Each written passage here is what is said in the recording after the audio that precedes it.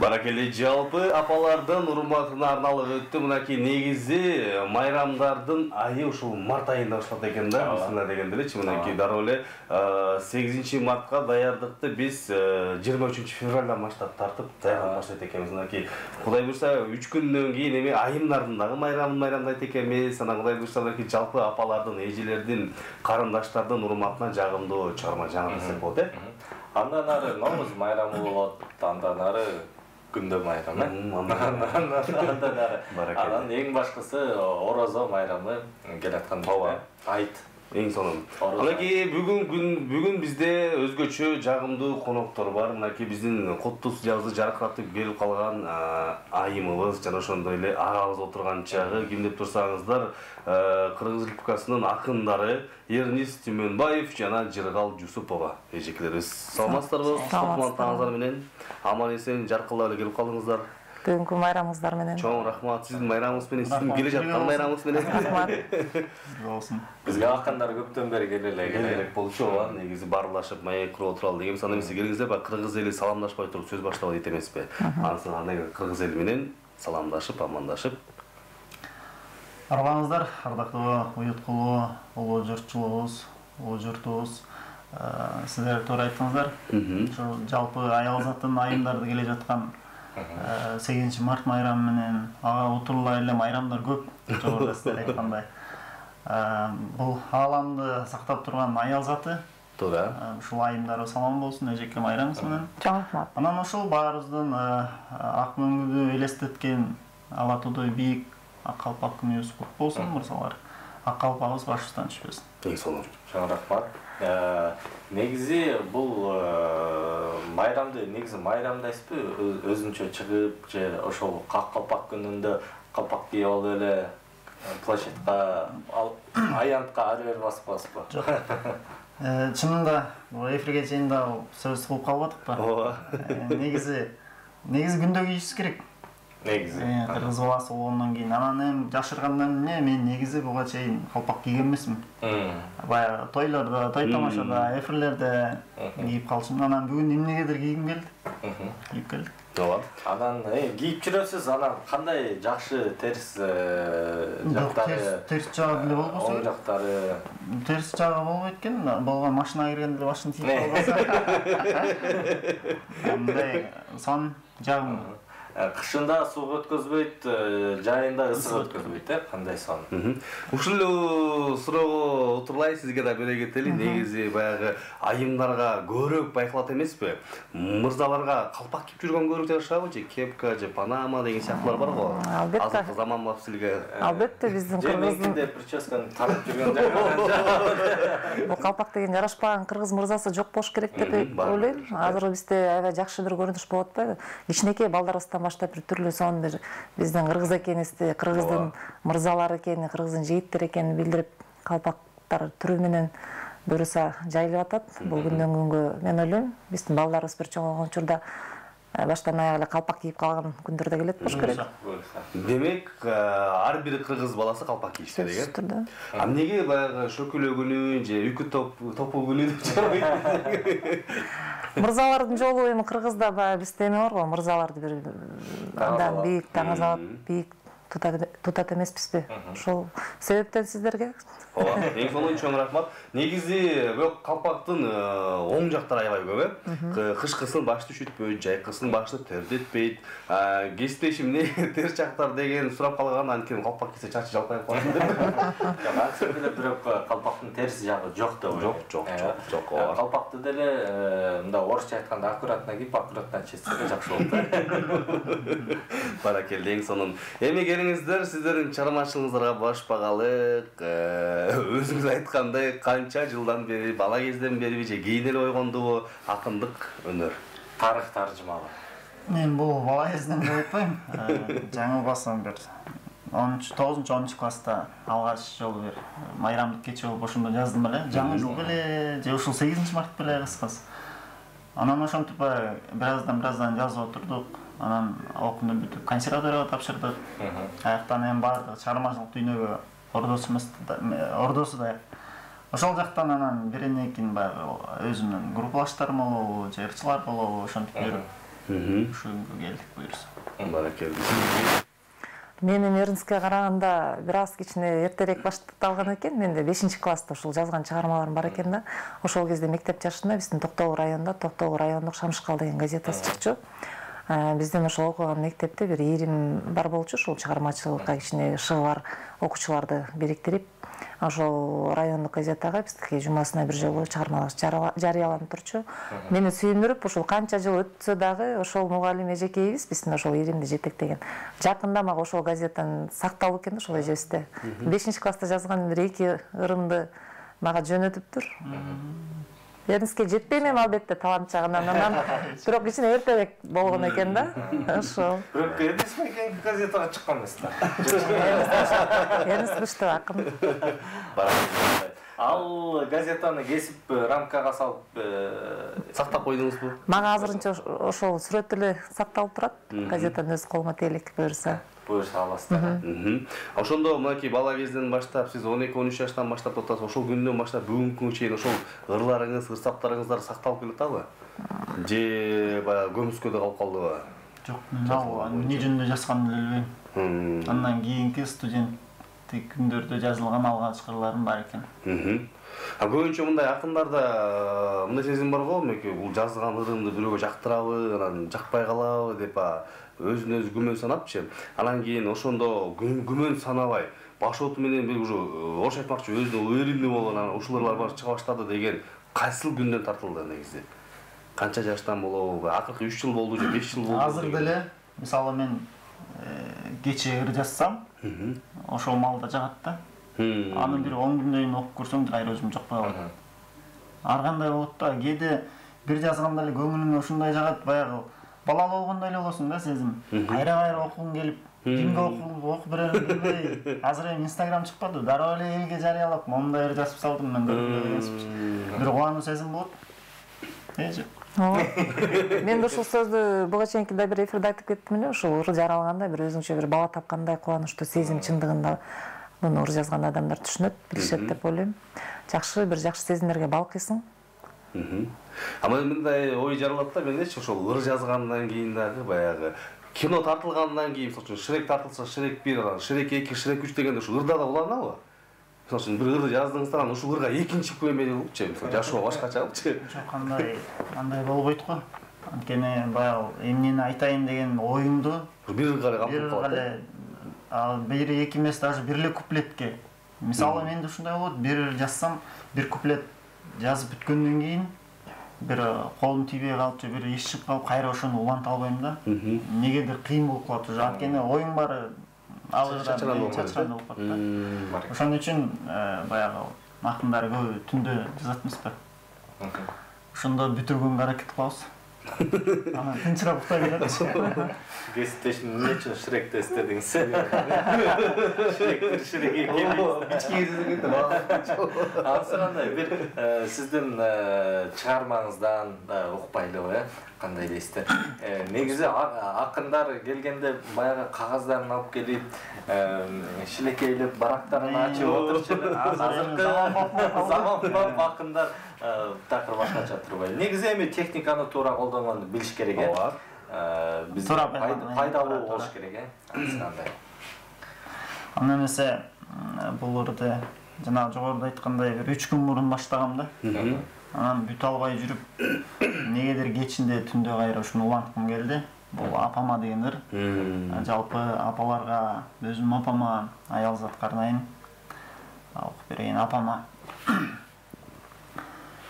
жоо казындай болуп кулпунат, жоолугунан жыты буркурап, караны тоо апаңдан бөлөк кабарыңды алат ким сурап, колун тайын балам эркем деп, кудуретке шүгүр берген деп, апакеңден башка ким айтат, алдың эле сенин кетсем деп, көп көтөрүп, жону жооруган, көпөлөктөн дагы кооруган, сени менен кошо жаны бир, сен оорусаң кошо ооруган, бактыңды таап кадам таштайсың, баланы таап бөлөп таптайсың, атаганат бирок бир тууган, ата-энеңди кайра таппайсың. Баракелде. Ата-эненин кызларында сен элдемекчи. Баракелде.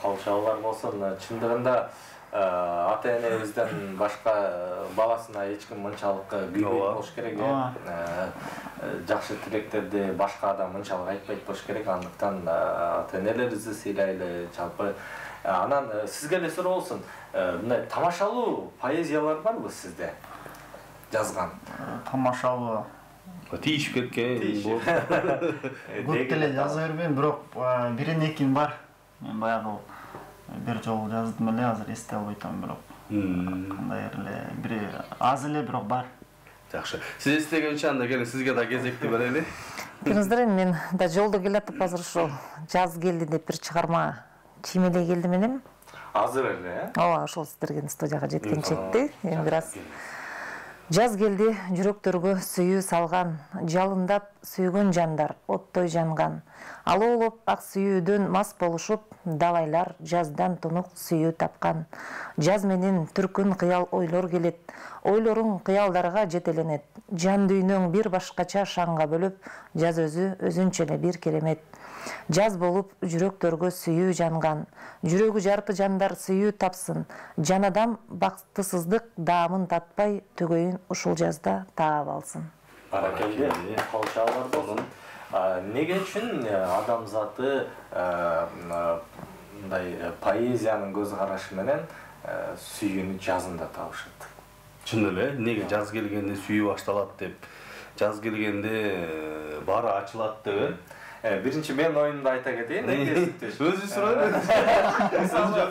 кыш бою балдар кыздар мындай күчүп кийинип мындай топуну баса кийип жүрүшүп анан жаз келгенде бошонушуп баягы жеңил кийимдерди кийип боенуп баштарын жууп дегендей анан прическа жасап менде чыкса анан бири бирин көрүп сүйүп калышат кышы менен алган кийимдерим бар жазында кийип даярдап баракелде жыргалайчы сизге суроо болсун ошо жаз жөнүндө айта кеттиңиз эмне үчүн сиздердин оюңуздар кандай поэзиянын көз карашы боюнча эмне үчүн сүйүү жазда башталат жазда бул негизи эле адамдын жан дүйнөсүндө өзүнчө бир жаңылык пайда болуп бир башкача бир жакшы сезимдер бул бир эле биз эмес ошол көпчүлүк эле адам заты айтып келет эмеспи бул сөз жазында эң негизи ушу ички бир жан дүйнөбүздө бир жалпы ааламда бир жашылдануу пайда болсо жерде адамдын ички дүйнөсүндө бир жакшы бир сезим бир кандайдыр бир керемет сезимдер пайда болуп анан жаз негизи ырларда айтылгандай эле сүйүү жазында башталат көп жандар жаздан сүйүү табат деп ойлойм өзүнүн бир сыйкыр керемети бар жаздын кыргыздарда деле туура айтылат мисалы үчүн Европада орустарда календар менен жыл жаңырса бизде болсо жаратылыштын жаңылышы менен жыл башталат ооба кыйын экенбиз негизи эле кыргыз эле кыйын анан айта кетчү нерсе мынакей сиздерге мындай суроо берели көбүнчө жөн эле жашап калат кара сөз түрүндө сүйлөп элечи мурунку улуу ата бабаларыбызга карасак баягы 2 саат болсо дагы ыр менен айтыпчы уй каштырып айтчы анан кийин сиздер азыр эмне үчүн сүйлөшсөк болбойбу дегендейчи ушу акындар аш салбайбы саламатсызбы кандайсыз агам депчи мен сизге жагамбы деген сыяктуу болчу эми баягы ыр түрүндө сүйлөшүү деген кошулган го баягы учуру келгенде сөздүн баягы эмне деп койчу эле ошол убакытта кандай учур келсе сөздү орду менен коюп сүйлөп мисалы макалды учуру келгенде макалдаштырып баягы насаатында макал менен айтып ушундай укканым бар да анан жолукканда эле ыр түрүндө сүйлөшкөн төкмө акындар деле болуш керек бири бирин көргөндө комузду алабыз төкмө акындарды деле көрүп жүрөбүз мындай эле сүйлөшөт жакшы ошентип сүйлөшүп көрбөйбү анча экөөсү комуз керек болуп калды жок мисалы үчүн жадырап жайнап келдиңиз бүгүн канчада туруп келдиңиз мага суроо бердиңиз таң атпай 8 туруп келдик биз десең болот турбайбы мындан кийин кездешишибиз сонун болот экен анан айта кетчү нерсе мынакей акын болгондон кийин албетте ар кандай адамдар менен иштешесиз туурабы мисалы үчүн жөнөкөй адам келиши мүмкүн мага ыр жазып бериңиз деп ырчы адамдар келип калышы мүмкүн негизи кандай адамдар менен иштешесиздер Эми баягы адамды эле тандабайбыз. Мындай адам, анан сен мындайсың деп. Жок, көбүнчө басымдуулук кылган. Эми азыр аткаруучулар көбүнчө журналистик дагы менчик дагы көбүнө белгилүү болуп калган эле ошол Эрлан Андаштын ырларын ушул эже экөөбүз жазабыз. Көпчүлүк бөлүгүн. Анан баарын деп айтпайбыз. Өзүнүн да авторлук ырлары бар Эрландын. Мисалга кайсы ырлар? Мисалы мен өзүмдүкүн айтсам 8 ырына жазып турмун. Жанымдан баштап азыр экөөбүз деген ыр чыкты. Ошого чейин. Анан былтыркы хит болгон ыр Уяласың го деген мынакей автору кол шабыш. Жок, негизи жакшы керемет ырлар чыгып атат. Мынакей өзү. Анан кантип байланышып жатасыздар? Эң таң калыштуусу Эрлан Андашев мырза океандын ар жагында, силер океандын бер жагында. Эми азыр интернеттин өнүккөн заманы болуп аябай жакшы шарттар болуп атпайбы ушул? Телефон аркылуу эле, интернет аркылуу байланышабыз. Ырлар ушул телефон аркылуу жаралып Ким тараптан сунуш түштү? Сизденби же Эрлан мырзаданбы? Эрлан менен иштешүүнү Эрнст биринчи баштаганда, Эрнст менен Эрландын ортобузуна мен сіңіп кирип алдым. Эки иним менен иштешүү мага абдан бир керемет бир Эрнсттин бул жерде көз жанымда отурат. Эрлан азыр алыста турса дагы ушул Эрлан менен Эрнст бир ырдан биринчи дагы бир адамдык бийик бир жакшы касиеттери мага ушунчалык жүрөгүм өзүмдүн бир тууган инилеримдей эле көрөм, эки инимди тең, Эрнстти дагы, Эрланды дагы. Анан иштешүүдө аябай жеңил да, бири-бирибизди бир сөздөн эле түшүнөбүз. Сунуш мен өзүмдүн ырларымды ушу интернет аркылуу эле Эрланга жөнөткөм. Анан эле ушу ырларыңыз жакты эже деп, ошол Эрланда каршычылык болбой иштешип калдык. Обону, ырдын сөзү сизге таандык болсо, обон дагыбы же обон өзү? Жок, обон Эрлан Андашев өзү обончу. Сөзүн жазып беребиз. Негизи обон менен сөз абдан уйкалышканда хиттерлар чыгат. Жуккулуктуу. Мисалы үчүн жаным деген ыр деле чыкканда аябай популярдуу болгон. Дароо эле чыккан деле. Анан ошол жерде жаным деген жер кимге таандык сизге? Жаным деген жери Эрланга таандык. Эрландын бир жакшы мага жаккан бир сапаты бар. Ыр чыгарарда ырдын темасын коюп берет. Окуясын айтып берет. Мындай болуш керек деп кыска нуска. Анан кээде ошол кайырмасын же сөздүн башталышын мону улантып берчи. Ушул сөз калышы керек дейт. Сиз айткан жана жаным деген жерин Эрлан өзү айтып берген. Демек, ар бир ырга сулуулук тартылат экен Эрлан мырза, өзү. Ошол эле Эрнст айткандай эле мен да жана уяласың го, сүйөмүн десем, уяласың го эже деп ушул саптардын өзү жаратып, анан кандай бул сүйгөндө кандай, мисалы жигит кызды сүйүп атса кандай сезимдер болот, эми сиз жакшы түшүнөсүз да деп ушундай бир Эрнст айткандай эле жакшы бир өзү эле жана ырга бир демилге берип коет да, анан Эрландын обондоруна жеңил эле ырлар жаралыш. Анан өткөндө да бир эфирде ушинтип Эрлан жөнүндө сөз болуп кетсе, кийин дагы бир аткаруучу байланышыпты. Бизге деле жасасыз го депчи. Ансанда эме болуп калышпасын, Эрландан тышкары дагы эже дагы, мен дагы көп эле азыркы биздин жаштар, популярный ырчылар менен иштешип атабыз. Мисалы, мен айта кетсем, Айдана ДКга жаздык. Баян Сыдыкова менен тыгыз мамиледе иштешебиз, аябай жакшы. Аяр, кыскасы, көп эле буйрса. Андан тышкары дагы биз угуп калдык, мынакей балдар менен иштешип атам деп калдыңыз. Атай мектепте дагы балдарга сабак берет экенсиз. Ошол туурасында да айтып кетсеңиз. Балдар менен иштеш, убакытты кантип бөлөсүз негизи? Улуу муунда адамдар менен иштешип келген, балдарга көңүл бурганда баягы улуу муунда жиниңиз келип жүргөндөр балдардан чыгара албайсызбы дегендейчи. Жок, тескеричи. Жазылып кетесиз. Бизде акындарда мен ойлойм, жин деле келбейт го депчи. Баягы ачуң келген маалда, мисалы, же башыңа бир иш түшкөндө ушул өр эле алаксытып чыгып кетет да. Сыркоосоң да ырдан чыгарасың, сүйүнсөң да ырдан чыгарасың. Ансанда мен ал өзүм Беловодскийде иштейм. Ошол жака барып келип иштейм. Анан ушул ырдын баары Бишкек Беловодский жолдо чыгат да көп. Жеткичекти эрмектейсиң, эки жакты карайсың дегендей.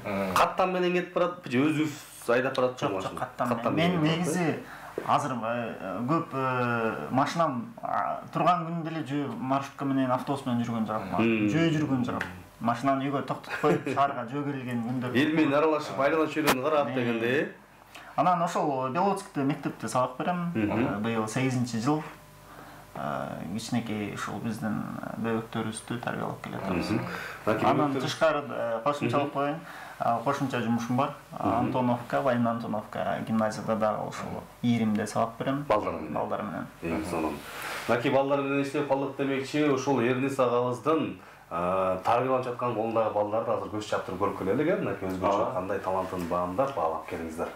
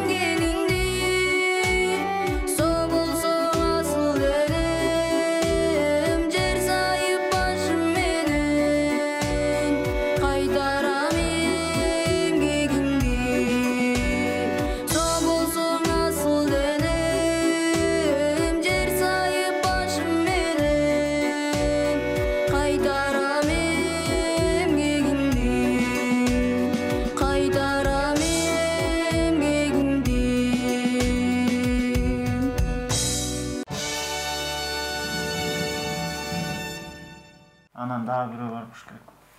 Ушундай жагымдуу чыгарма, жагымдуу ырлар сизден назарыңыздарга болду. Эрнис Түмөнбаев агабыздын окуучулары десек болот мынакей. Анан окуучу демекчи көбүнчө кайсыл жаатта окутасыз? Ырдатыппы же ыр жаздыртыппы? Жок. Биздики Мухан Рысылбеков атында балдар өнөр мектеби. Ар тараптан иримдер бар. Биздики ошол жаш муундар менен вокал ырдоо жагында окуйбуз. Эң сонун. Анакей эфир сыртында олтуруп сүйлөшүп калдык, баарлаштык да. Анан бир сиз ошол кезде айтып калдыңыз, ошол биздин учурда ушундай мүмкүнчүлүктөр болбой калды депчи. Ушул кезге чейинки жетпей калган кыялыңызды айтып кетсеңиз. Эми мен 2-чи классман Комузда ойнодум. Ошондо карабыз сынактарга барып, жана эсимде Чолпон деген ырдачу элем. Чоң чапан бар болчу ошону.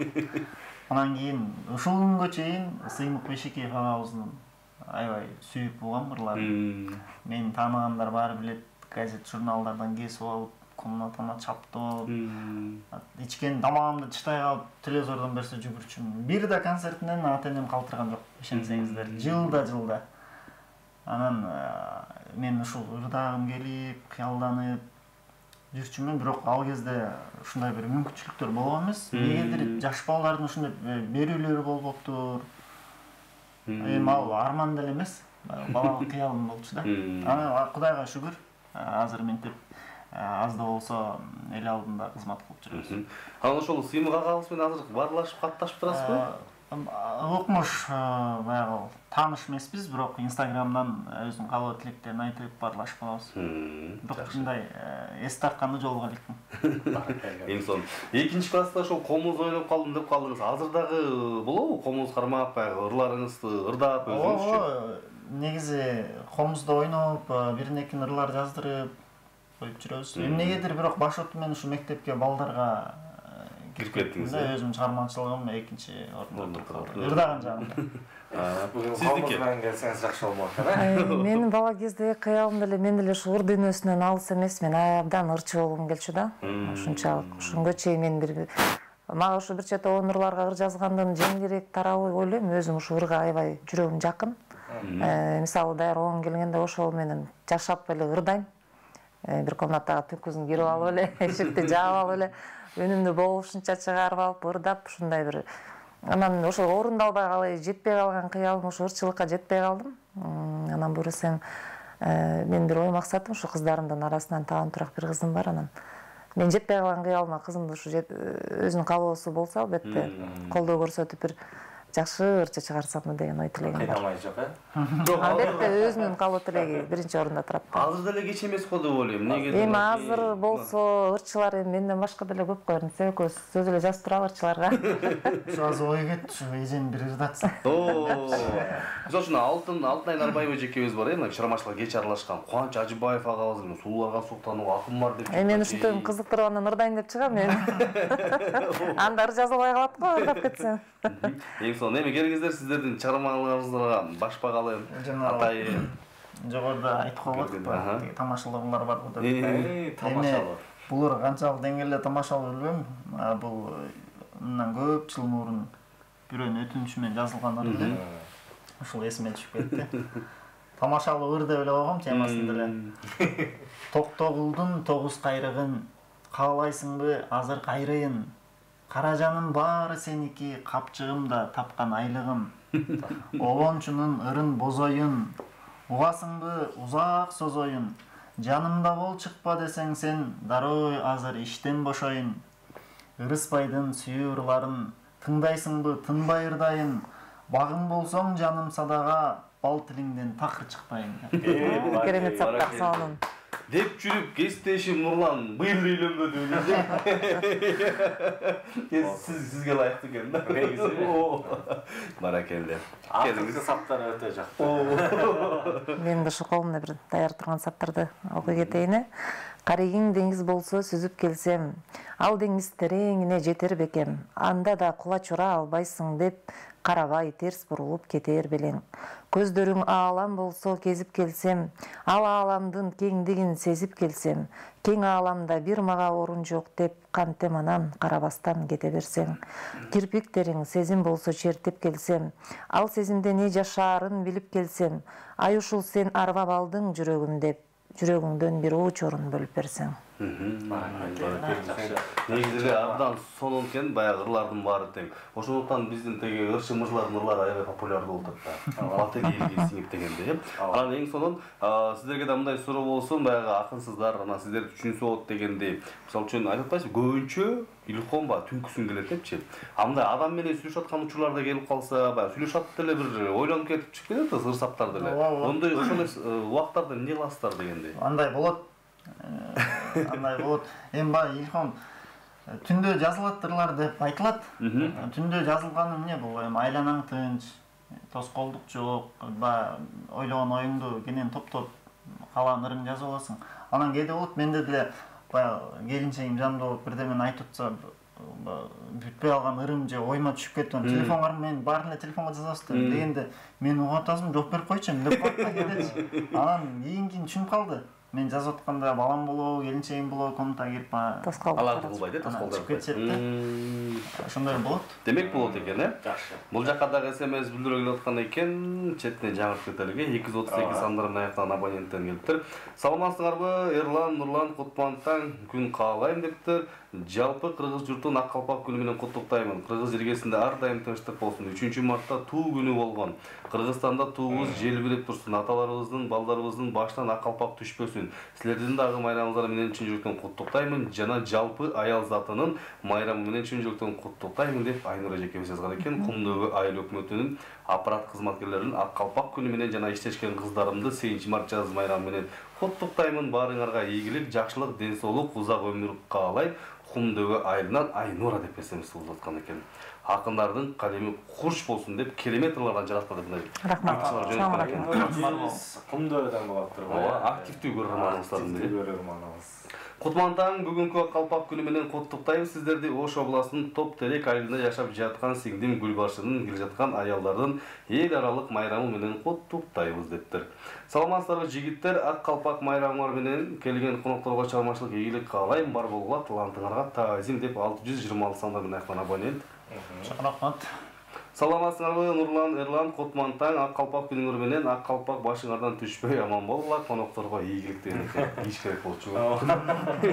Келиңиздер эми сиздердин чыгармаларыңызга дагы баш багалы дагы жагымдуу керемет Өзүңүздөргө жаккан сиздин оюңузча ийгиликтүү поэзиялардан.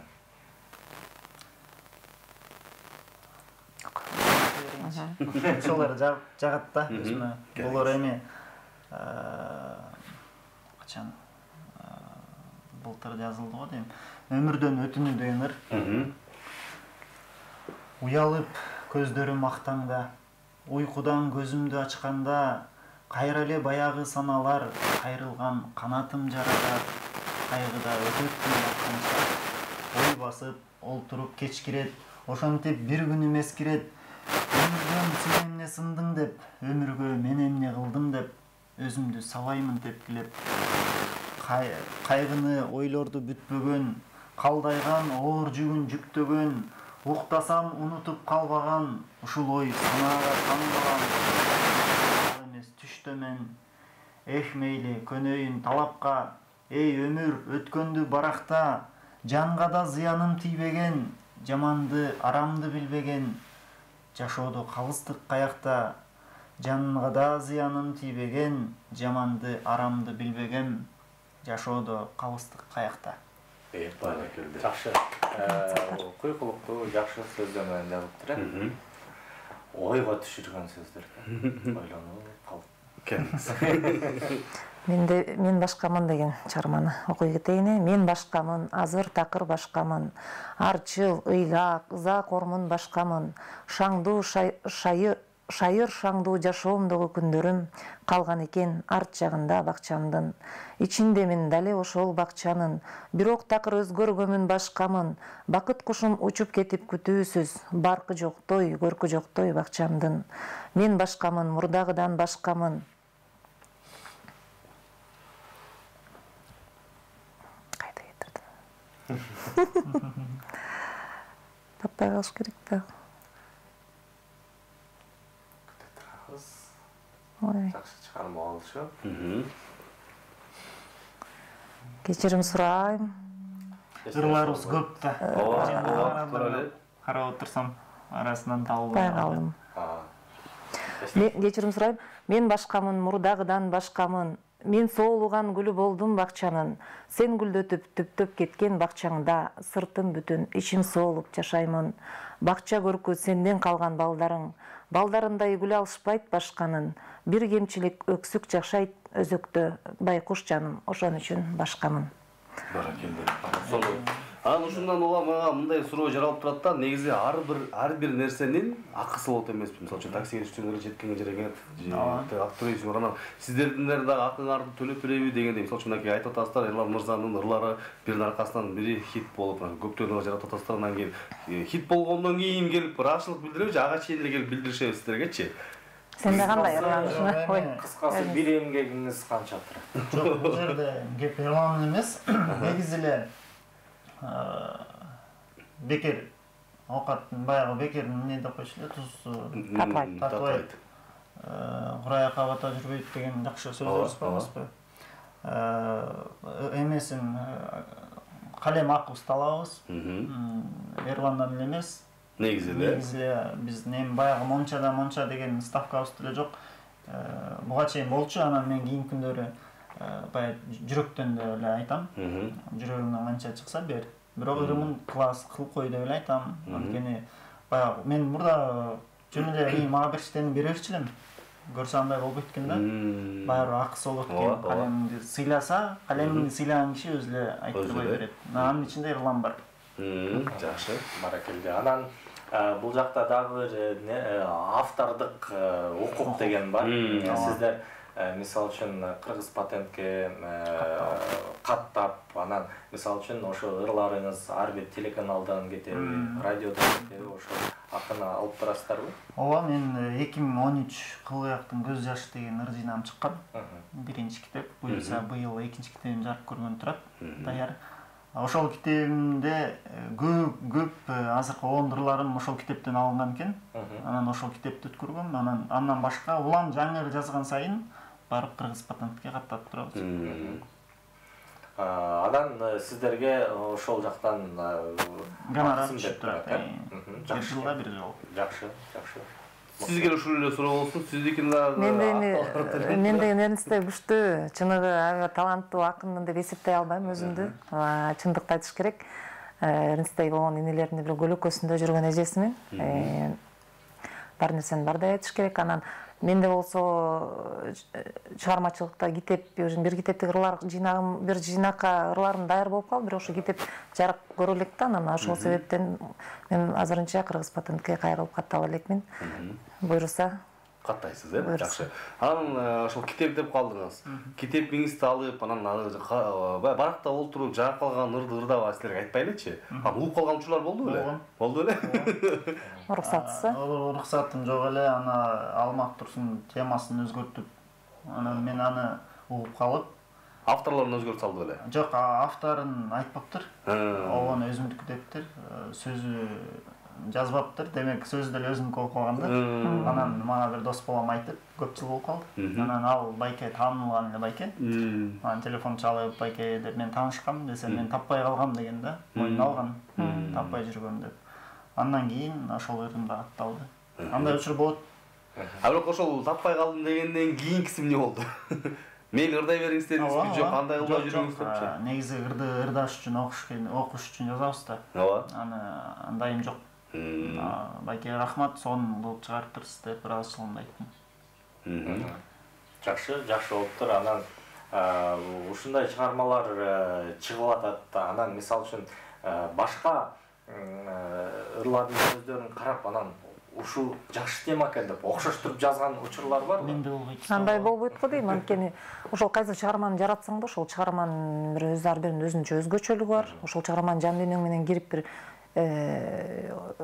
ошол чыгарма жаралат, анан ал ой сезимдер, ал жүрөгүңдө болгон нерсе кайталанбайт.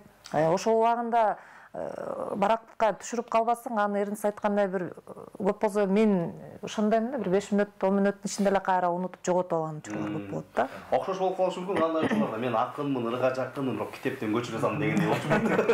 Баягы бир демеден таасирленип жазышы мүмкүн. Бирөөнүн окуясын бирөө айтып берип атса, башынан өткөнүчө.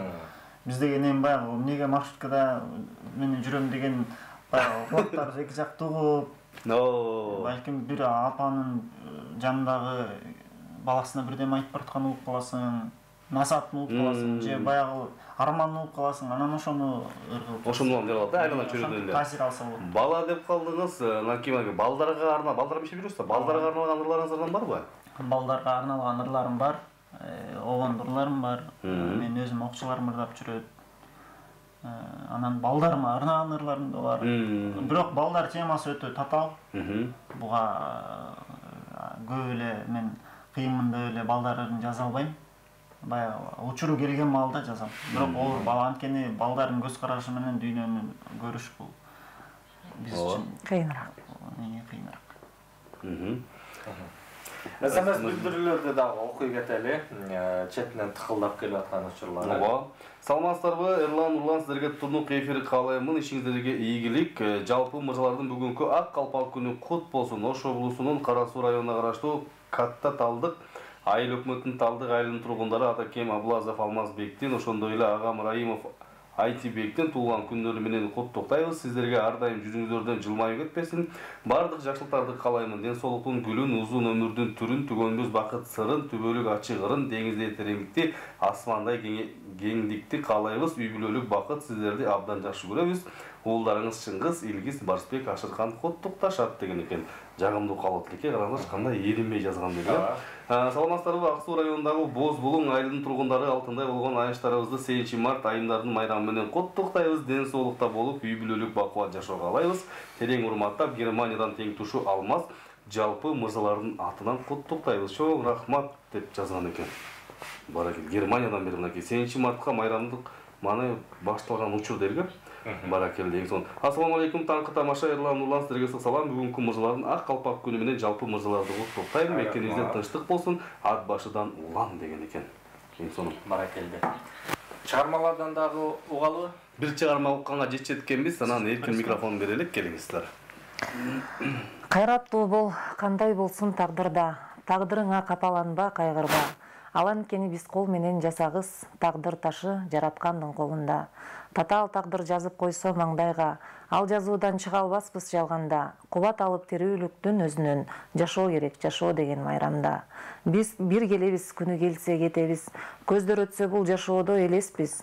Кайрылбайбыз, кайталанып жашоого, күнү бүтсө бир кылчайып келбеспиз. Ал андыктан биз жашайлы адамзат, жан дүйнөнү тулку бойду аруулап. Кайталанбас бул бир келген өмүрдө, жашайлычы жан дүйнөнү дарылап. Баракелде. Жашайлычы жан дүйнөнү дарылап. Кайталап керек экен, экинчиси сонун экен. Аны эмесе сиздерге эркин микрофон берелик. Мынакей 1 саат убактыбыз 1 мүнөт баштап өтүп кетти деген мынакей.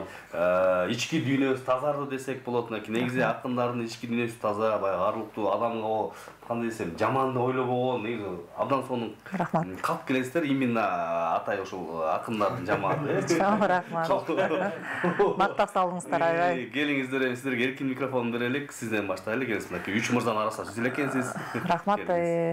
Жалпы кыргыз элине тынччылык каалайбыз. Элибизде, жерибизде тынчтык болсун. Айымдарыбыздын келе жаткан майрамы менен апаларыбызды чын жүрөктөн куттуктайбыз. Мырзалардын болсо бүгүнкү ак калпак күнүңүздөр кут болсун. Жашообуз жалаң жакшы күндөргө чулган эле. Ырлар жаралып, ырларды уккан ыры угармандарыбыз аман болушсун. Элис мырза келиңиз. Мен деле эженин айткандарына кошулам. Жашообуз ушул жаздай жаркын болсун. Биздин ушул келечегибизде келген балдарыбыздын өмүр жашын тилеп жашайт эмеспизби? Ошолор бизди кандай десем, кыскасы жамандык көрбөсүн, жашообуз тынч болсо балдарыбыздын келечеги кең болот. Ушул аял затын, апаларды, кыздарды өзгөчө куттуктайт элем келе жаткан. Ушул 1-март дегенде эле мен өзүмчө бир башкача сезим болуп, менин майрамымдай болуп аябай жакшы жүрөм да. Мартай жагат. Көңүлдүү жүрөм. Анткени бул аял затына тийиштүү майрам. Ошол дагы бир жолу жаз майрамыңыздар менен апалар аман болсун. Сиздерге терең ыраазычылык. Рахмат. Бизди эфириңиздерге чакырып. Эшик ар дайым ачык, дарегиңизди билесиз. Кудай буйрса экинчи китеп жарык көргөнү турат атасыз. Ошол китеп жарык көргөндө да ачыкыраак сиздер ошол китепти окуп ала келиңиз. Кудай буйрса. Ана эмесе мынакей эрдин саган бала деп калды. Бала демекчи эрдин сагабыз өзү даярдап жүргөн балдарды азыр сиздерге тартууламакчыбыз. Биргеликте мынакей бүгүн бизде конокто Кыргыз Республикасынын акындары Эрнест Түмөнбаев жана Жыргал Жусупович экелерибиз болду. 1-саатта ушуну менен жыйынтпайбыз. 2-саатта кайрадан көрүшөбүз. Бизден алыстабай туруңуздар дейли.